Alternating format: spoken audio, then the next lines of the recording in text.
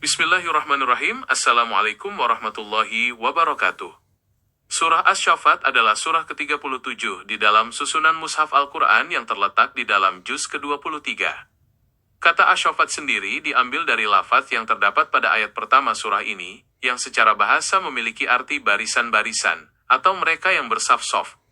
Nama ini merujuk pada malaikat-malaikat yang berbaris teratur dalam menjalankan perintah Allah Subhanahu wa Ta'ala, atau dapat pula merujuk pada barisan orang-orang beriman dalam menegakkan ketaatan kepada Allah Subhanahu wa Ta'ala. Surah ini terdiri dari 182 ayat dan tergolong sebagai surah Makkiyah, karena sebagian besar atau seluruh ayatnya diturunkan di kota Mekah sebelum Nabi Muhammad SAW melakukan hijrah ke Madinah. Periode penurunan surah Makkiyah umumnya menitikberatkan pada penguatan akidah, penegasan tauhid, keyakinan terhadap hari kiamat, serta penyampaian kisah-kisah umat terdahulu sebagai pelajaran moral dan spiritual bagi Nabi Muhammad SAW beserta para pengikutnya. Pokok kandungan utama di dalam surah Asy-Syaffat berpusat pada penegasan keesaan Allah Subhanahu wa Ta'ala dan pengecaman terhadap keyakinan kaum musyrikin yang mempersekutukannya. Pada bagian awal, surah ini menggambarkan barisan malaikat yang bertasbih dan menjaga langit dari gangguan setan, sekaligus memperingatkan manusia tentang kepastian hari kebangkitan dan pembalasan.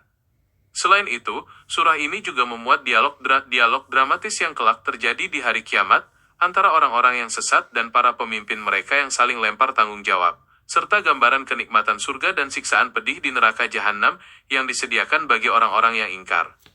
Aspek-aspek penting yang terkandung di dalam surah Asy-Syaffat meliputi aspek akidah, tauhid, kisah-kisah kenabian, serta pembuktian kekuasaan Allah Subhanahu wa Ta'ala melalui penciptaan alam semesta.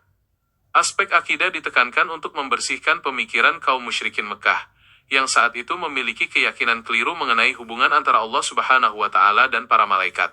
Melalui surah ini, ditegaskan pula bahwa Al-Quran adalah wahyu yang benar yang dibawa oleh malaikat yang mulia, bukan ucapan seorang penyair atau tukang sihir seperti yang dituduhkan oleh para penentang dakwah Nabi Muhammad SAW. Bagian yang sangat menonjol di dalam surah Asy-Syaffat adalah rentetan kisah para nabi dan rasul terdahulu yang diabadikan sebagai teladan kesabaran, keteguhan iman, dan kemenangan kebenaran atas kebatilan.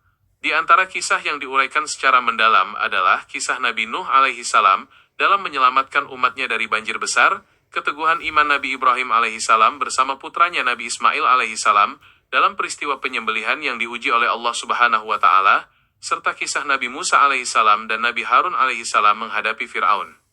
Di samping itu, disinggung pula kisah Nabi Lut alaihissalam dan Nabi Yunus alaihissalam yang diselamatkan dari perut ikan besar setelah kaumnya bertobat, yang semuanya mengandung hikmah agung bagi Nabi Muhammad SAW agar tetap tabah menghadapi berbagai rintangan dakwah.